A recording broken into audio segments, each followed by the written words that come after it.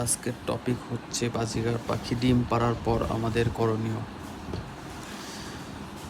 আমাদের মধ্যে অনেকেই ভাবেন যে বাজিগার পাখি ডিম পাড়ার আগে হাড়ির মতো কি দিব, ডিম কি ঠিকমতো তা দিবে কিনা, আমরা অনেকেই এটা নিয়ে চিন্তিত থাকি।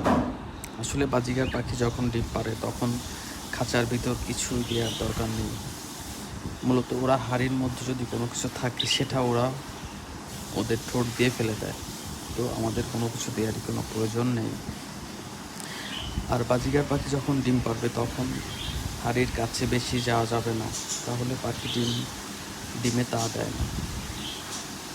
আমার এই পাখিটা এর আগের বার যখন ডিম দিয়েছে তখন আমি মাঝে মাঝে হাড়ির সামনে গিয়েছি, তখন বাজিগার পাখি ডিমে আর তা দেয় না। এই জন্য আমাদের সবার সতর্ক থাকতে হবে। বাজিগার পাখি যখন ডিম দিবে তখন হাড়ির আশেপাশে যাওয়া যাবে না এবং খাঁচার ভিতর কিছু দেওয়া যাবে না।